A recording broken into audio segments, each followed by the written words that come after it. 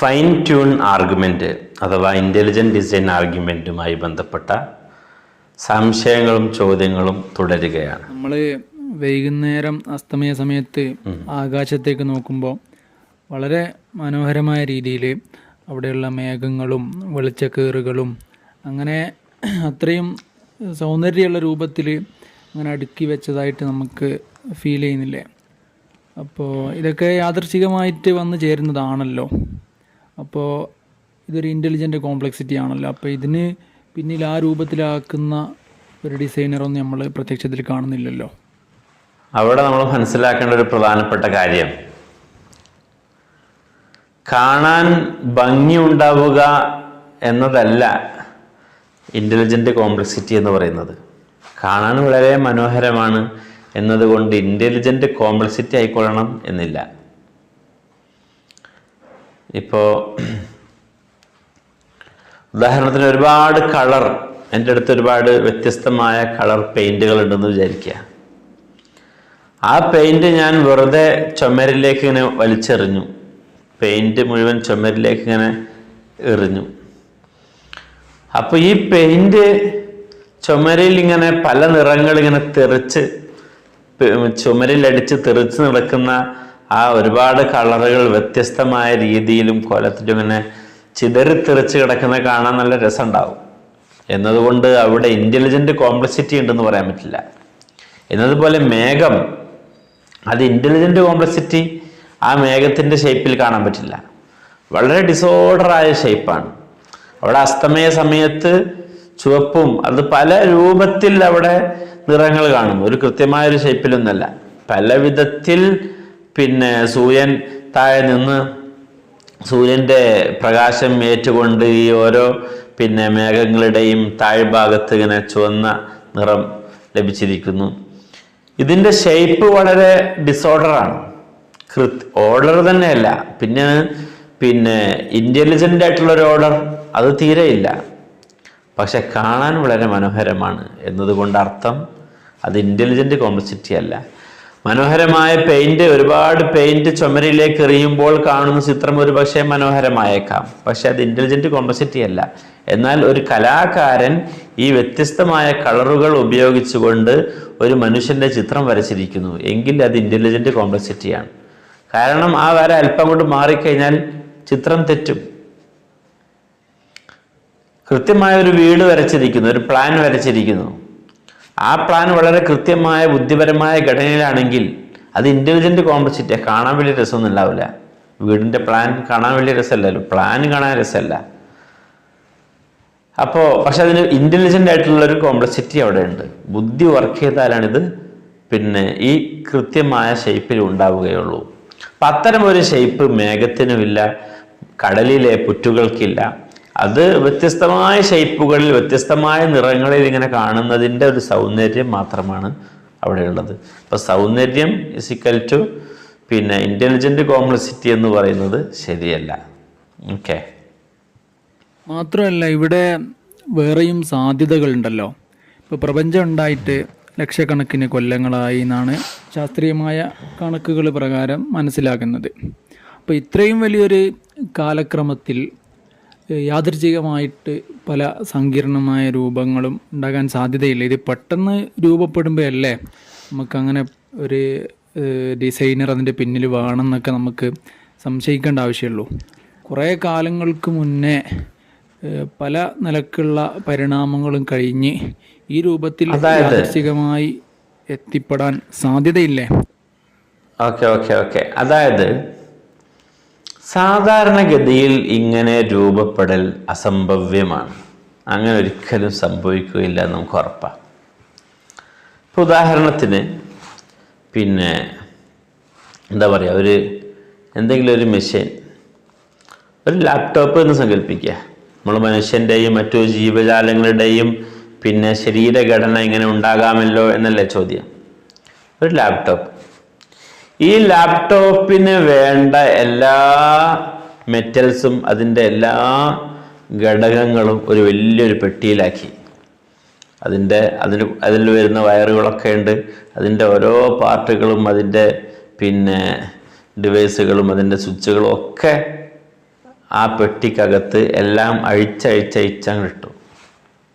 സ്ക്രൂകളൊക്കെ കഴിച്ചിട്ടുണ്ട്. അതിന് പിന്നെ ഒരു ഏകദേശം ഒരു 50 സ്ക്രൂ ഉണ്ടാവും മുഴുവനും. അതിൻ്റെ എല്ലാ ആന്തരിക അവയവങ്ങളും കഴിച്ചു നോക്കിയാൽ ചെറുതും വലുതൊക്കെ ആയിട്ടുള്ള ഒരു 50 സ്ക്രൂ ഉണ്ടാവും. ഈ 50 സ്ക്രൂ എടുത്ത് ഒരു മൂലയിലിട്ടു. പിന്നെ അതിൻ്റെ ഓരോ പാർട്സുകളും വേറെ വേറെ നമ്മൾ ഒരു വലിയ പെട്ടിയിൽ ഇതെല്ലാം കൂടി നിക്ഷേപിച്ചു. എന്നിട്ട് ഒരൊറ്റ കുലുക്കുമ്പോൾ അത് പിന്നെ കമ്പ്യൂട്ടറിൻ്റെ ലാപ്ടോപ്പിൻ്റെ ഘടനയിൽ വരിക എന്നുള്ളത് അസാധ്യമാണ് നമുക്കറിയാം. നിങ്ങളിപ്പോൾ ചോദിച്ചത് കുറേ വട്ടം കുലിക്കിയാൽ അതുകൊണ്ട് ലാപ്ടോപ്പായി വരുന്നുകൂടെ? എത്ര അസംഭവ്യമായ സാധ്യതയാണത്. ഈ കുറേ കുലുക്കിക്കോ, എത്ര വേണമെങ്കിലും കുലുക്കിക്കോ, 1 കോടി വട്ടം കുലുക്കിക്കോ, എന്നാലും ഈ ലാപ്ടോപ്പായി അത് വരാനുള്ള സാധ്യത എത്രയാ? അതിൻ്റെ അതിങ്ങനെ ഒരു സ്ക്രൂ തിരിയണ്ടേ? ഒരു സ്ക്രൂ കറക്റ്റ് പൊസിഷനിൽ വന്നു ഒരിളക്കത്തിന്. പിന്നെ അതിങ്ങനെ കലക്കിയപ്പോൾ അതൊന്ന് തിരിഞ്ഞു. വീണ്ടും ഇങ്ങനെ അതിൻ്റെ അപ്പുറത്തൊരു സാധനം വന്ന് ഇങ്ങനെ ഇളകിയപ്പോൾ അത് വീണ്ടും തിരിഞ്ഞു. ഇങ്ങനെ വേണ്ട ഒരു സ്ക്രൂ കയറാൻ? അത് കറക്റ്റ് സാധനം കറക്റ്റ് സ്ഥലത്ത് വേണ്ടേ അത് അപ്ലൈ ചെയ്യാൻ? ഇങ്ങനെ പിന്നെ ഒരുപാട് വൈവിധ്യമാർന്ന പ്രോസസ്സ് ഒന്നിച്ച് വളരെ സിസ്റ്റമാറ്റിക് ആയിട്ട് നടക്കണം ഈ ലാപ്ടോപ്പ് ഉണ്ടാവണമെങ്കിൽ. അത് എത്ര കാലം കുലുക്കിയാലും ഈ പാർട്സുകളെല്ലാം കൂടി ചേർന്നുകൊണ്ട് ഒരു ലാപ്ടോപ്പ് ആവുക എന്നത് എത്രത്തോളം അസംഭവ്യമാണ്. അത്രയും അസംഭവ്യമാണ് ഈ പറയുന്ന കോശങ്ങളും മോളിക്യൂളുകളും ആറ്റങ്ങളും ഒക്കെ കൂടിച്ചേർന്നൊരു മനുഷ്യ ശരീരമുണ്ടാവുക. അതിനേക്കാൾ അസംഭവ്യമാണ് ഒരു പൂച്ചക്കുട്ടിയുടെ ശരീരം. ഒന്നുകൂടി പറഞ്ഞാൽ ഒരു ഏകകോശ ജീവിയുടെ ശരീരമുണ്ടാകുന്നതിന് പോലും അത്രയധികം കോംപ്ലിക്കേഷനുകളുണ്ട്. നമ്മൾ ഈ കാണുന്ന ലാപ്ടോപ്പിൻ്റെ പാർട്സുകൾ കൂടിച്ചേർന്നുകൊണ്ട് ഒരു ലാപ്ടോപ്പ് ഉണ്ടാക്കാൻ അതിന് കുറച്ച് പിന്നെ വിവരമുള്ള ഒരാൾക്ക് ഉണ്ടാക്കാൻ കഴിയും. എന്നാൽ അതിനേക്കാൾ വളരെ കോംപ്ലിക്കേറ്റഡ് ആണ് ആ ഒരു കോശത്തിനകത്തെ ക്രോമസോമുകളെയും ആ ക്രോമസോമുകൾക്കകത്ത് ആയിരക്കണക്കിന് DNA കോഡുകളെയൊക്കെ ക്രമീകരിച്ചുകൊണ്ട് സിസ്റ്റമാറ്റിക്കായി ജീവനുള്ള ഒരു പിന്നെ കോശം, ഒരേകകോശ ജീവിയെ ഉണ്ടാക്കാൻ എന്ന് നമുക്ക് മനസ്സിലാക്കാൻ കഴിയും. സാധാരണ രീതിയിൽ ഉസ്താദ് പറഞ്ഞതുപോലെ തന്നെ ഇൻ്റലിജൻ്റ് കോംപ്ലക്സിറ്റി ഉള്ള വസ്തുക്കൾക്കൊക്കെ ഒരു ഡിസൈനർ ഉണ്ടാകാറുണ്ട്. അതേസമയം ഇൻ്റലിജൻ്റ് കോംപ്ലക്സിറ്റി ഉള്ള ഒരു വസ്തുക്ക് ഡിസൈനർ ഇല്ലാതിരിക്കൽ ബുദ്ധിപരമായ അസംഭവ്യമൊന്നും അല്ലല്ലോ. അപ്പോൾ ഇൻ്റലിജൻ്റ് കോംപ്ലക്സിറ്റി ഉള്ളൊരു വസ്തു ഡിസൈനർ ഇല്ലാതെ ഉണ്ടാകുന്നതിന് ഒരു സാധ്യത അവിടെ ബാക്കിയില്ലേ? സാധ്യത എന്ന് പറയുമ്പോൾ സാധ്യതകളെ കുറിച്ച് പറയാൻ നമ്മൾ ഉപയോഗിക്കുന്ന മാത്തമാറ്റിക്കൽ ടേമാണ് പ്രോബബിലിറ്റി തിയറി എന്നൊരു ഏരിയ തന്നെ മാത്തമാറ്റിക്സിൽ കാണാൻ പറ്റും. ഒരു കാര്യം സംഭവിക്കാൻ എത്ര സാധ്യതയുണ്ട്, സാധ്യതയാണ് പറയുന്നത്, അത് സംഭവിച്ചോളണം എന്നില്ല. ആ സാധ്യതയെക്കുറിച്ച് നമുക്ക് ഒന്ന് ചർച്ച ചെയ്യുമ്പോൾ ഒരിക്കലും ഒരു കോശമുണ്ടാകാൻ അത്ര കോടിക്കണക്കിന് പിന്നെ തവണ ട്രയൽ ചെയ്താലും ഒരു കോശം രൂപപ്പെടാനുള്ള സാധ്യതയില്ല നമുക്ക് മനസ്സിലാക്കാൻ കഴിയും. എന്തുകൊണ്ടാണെന്ന് പറയാം. പിന്നെയല്ലേ ജീവജാലങ്ങൾ, സസ്യലതാദികൾ, മറ്റു പിന്നെ ജീവികൾ, പ്രത്യേകിച്ച് മനുഷ്യൻ ഒക്കെ രൂപപ്പെടാൻ കോടി എത്ര സാധ്യത കണക്ക് കൂട്ടിയാലും അതിനെ നമുക്ക് നിജപ്പെടുത്താൻ സാധ്യമല്ല എന്നുള്ളതാണ് വസ്തുത. എങ്ങനെ അത്ര ലാർജ് സംഖ്യ വരുന്നു എന്ന് ചോദിച്ചാൽ ഏറ്റവും സിമ്പിളായിട്ട് ഇപ്പം നമ്മൾ ഡൈസ് എടുക്കുക. 6 വശങ്ങളാണ്, 6 സംഖ്യകളാണ് അതിൻ്റെ ചുറ്റുണ്ടാവുക. നമ്മളൊരു ഡൈസ് ഇട്ടാൽ അത് 6ൽ ഏത് സംഖ്യയും ആകാം അല്ലേ? അതിൽ 1 അല്ലെങ്കിൽ 6 എന്ന സംഖ്യ വീഴാനുള്ള സാധ്യത 6ൽ 1 മാത്രം. 6 തവണ ഇടുമ്പോൾ 1 തവണ മാത്രമാണ് പിന്നെ 6ൽ 1 മാത്രമാണ് 6 വീഴാനുള്ള സാധ്യത. അപ്പോൾ 6 വീഴണമെങ്കിൽ 6 തവണ ഇട്ട് കഴിഞ്ഞാൽ 6 വീഴാൻ ഒരു സാധ്യതയുണ്ട്. 6 തവണ ഇട്ടു എന്നത് കൊണ്ട് 6 ഒരു വട്ടം വീണോളണമെന്ന് നിർബന്ധമല്ല. ചിലപ്പോൾ 6 ഒന്നിലധികം തവണ വീഴാം, ഒക്കെ മറ്റൊരു വിഷയം. പ്രോബബിലിറ്റിയാണ് നമ്മൾ പറയുന്നത്. 6 തവണ ഇട്ടാൽ 1 തവണ 6 വീഴും. ഓക്കെ, എങ്കിൽ 6 എന്ന് അടുപ്പിച്ച് വീഴണമെങ്കിൽ, 6 എന്ന് 2 തവണ 6 അടുപ്പിച്ച് വീഴണമെങ്കിൽ ഇവൻ 36 തവണ ഡൈസ് ഇടേണ്ടതുണ്ട്. കാരണം 6 വട്ടം ഇടുമ്പോഴാണ് ഒരിക്കൽ 6 വരിക. അപ്പം ഈ ഓരോ 6ൻ്റെയും ശേഷം ചിലപ്പോൾ 6ന് ശേഷം 1 ആവാം, 2 ആവാം, 3 ആവാം, 4 ആവാം, 6 സാധ്യതകളുണ്ട്. അപ്പം 6ന് ശേഷം വീണ്ടും അടുപ്പിച്ച് 6 വരാൻ 6ൽ 1 സാധ്യത. അപ്പം അതിന് വീണ്ടും 6 ഇങ്ങനെ 6 തവണ 6 ലഭിക്കുമ്പോഴാണ് അടുത്ത വീണ്ടും രണ്ടാമതൊരു 6 ലഭിക്കാനുള്ള സാധ്യത. അപ്പൊ ചുരുക്കി പറഞ്ഞാൽ 36 തവണ ഡൈസ് ഇടുമ്പോഴാണ് 6, 6 ഇത് 2 സംഖ്യ അടുപ്പിച്ച് വരാനുള്ള സാധ്യത. ഇനി 3 തവണ 6 എന്ന സംഖ്യ വരണമെങ്കിൽ 36 × 6 ഏകദേശം 216 എൻ്റെ ഊഹം. 216 തവണ ഇടുമ്പോഴാണ് 3 തവണ 6 അടുപ്പിച്ച് വരിക. 4 തവണ 6 എന്ന സംഖ്യ അടുപ്പിച്ച് വരണമെങ്കിൽ 2000-ലധികം തവണ ഇടേണ്ടി വരുന്നു. ജസ്റ്റ് ഒന്ന് കാൽക്കുലേറ്റർ ചെയ്ത് നോക്കിയാൽ മതി. ഇതിപ്പോൾ വെറും ഡൈസിൽ 6 അക്ഷരങ്ങൾ 6 അക്കങ്ങൾ മാത്രമേ ഉള്ളൂ എന്നതുകൊണ്ടാണ്. ഇനി നമ്മൾ ഇംഗ്ലീഷ് ലെറ്ററാണ് എടുക്കുന്നതെങ്കിൽ ഇപ്പോൾ നാസർ എന്ന് വരണമെങ്കിൽ ഇപ്പോൾ നമ്മൾ കുറേ ഇംഗ്ലീഷ് ലെറ്ററുകൾ എഴുതിയ കടലാസ്, അതിൽ നിന്ന് ഇഷ്ടമുള്ള 4 എടുത്ത് ഇങ്ങനെ നിവർത്തി വെക്കുകയാണ്. കണ്ണും ചുമ്പി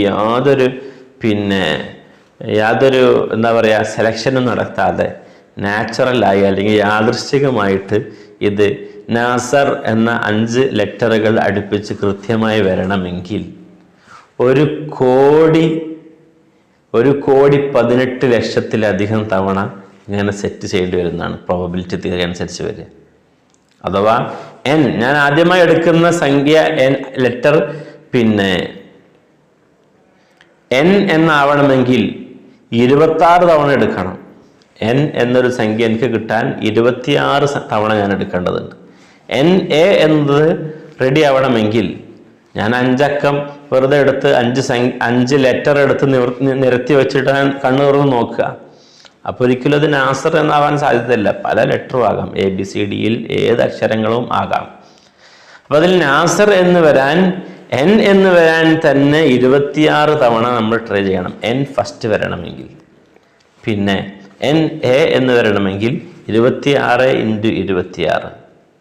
അങ്ങനെ 5 തവണ 26ന് ഗുണിക്കുമ്പോൾ 1,18,00,000 സാധ്യത വരും. അപ്പം അത്രയും തവണ ട്രൈ ചെയ്യുമ്പോഴാണ് ഈ 26 അക്ഷരങ്ങളിൽ നിന്ന് നാസർ എന്ന് പറയുന്ന 5 അക്ഷരം തുടക്കത്തിൽ വരാനുള്ള സാധ്യത പ്രോബബിലിറ്റി കിടക്കുന്നത്. ഓക്കെ, ഇനി നമ്മളൊന്ന് മനസ്സിലാക്കുമ്പോൾ ഒരു ചിത്രം, ഒരു ഫോട്ടോ രൂപപ്പെടാൻ, ഇപ്പോൾ നമ്മളിപ്പോൾ എൻ്റെ ഈ ഒരു ഫോട്ടോ, ഇപ്പോൾ നിങ്ങൾ സ്ക്രീനിൽ കണ്ടുകൊണ്ടിരിക്കുന്ന ഈ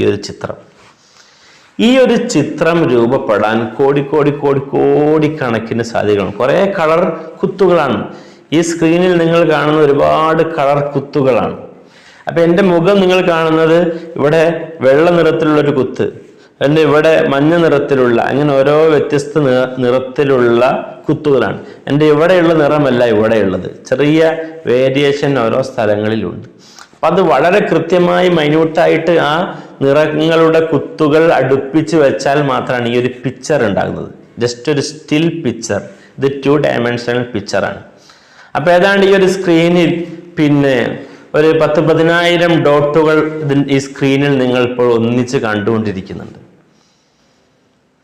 ഈ ഒരു പിക്ചറിൽ തന്നെ 10,000 കളറുകളുള്ള ഡോട്ടുകളുണ്ട്. അപ്പം എൻ്റെ അടുത്ത് ഒരുപാട് കളറുകളുള്ള പൊടികളുണ്ട് എന്ന് സങ്കല്പിക്കുക. കളർ പൊടികൾ 10,000 എന്ന് പറഞ്ഞാൽ ഇതിൽ കുറേ കളറുകളില്ല. ഇതിൽ പച്ച കാണുന്നില്ല, നീല കാണുന്നില്ല, അല്ലെങ്കിൽ ഒരുപാട് നിറങ്ങളില്ല. എല്ലാ നിറങ്ങളുടെയും ഒരുപാട് പൗഡറുകൾ എൻ്റെ അടുത്തുണ്ട്. ഈ നിറങ്ങളുടെ പൗഡറുകൾ മുഴുവൻ അങ്ങ് വിതറുമ്പോൾ ഈ ഒരു കൃത്യമായ പിക്ചറിൽ തന്നെ അത് വീഴണമെങ്കിൽ എത്ര തവണ ട്രൈ ചെയ്യണമെന്ന് ആലോചിച്ച് നോക്കൂ. ഇതിപ്പോൾ ഒരു ഇന്റലിജന്റ് കോംപ്ലക്സിറ്റി, കറക്റ്റ് ഒരു മനുഷ്യന്റെ ശരീരത്തിന്റെ പിക്ചറാണ് നിങ്ങൾ കാണുന്നത്. അപ്പം ഇങ്ങനെ വരണമെങ്കിൽ 26 ലെറ്ററുകളല്ല ഉള്ളത്, ഇവിടെ ആയിരക്കണക്കിന് നിറങ്ങളുണ്ട്. നിങ്ങൾ ഈ കാണുന്ന സ്ക്രീനിൽ ആയിരക്കണക്കിന് നിറങ്ങളുണ്ട്. അതിൻ്റെ 10,000 പൊടികൾ നമ്മുടെ കയ്യിലുണ്ട്. ഇത് വിതറുമ്പോൾ ഈ ഒരു സ്റ്റിൽ പിക്ചറിൽ കൃത്യമായി ലഭിക്കാൻ കോടി തവണ നമ്മൾ ട്രൈ ചെയ്യേണ്ടി വരും. മനസ്സിലാകുന്നുണ്ടല്ലോ.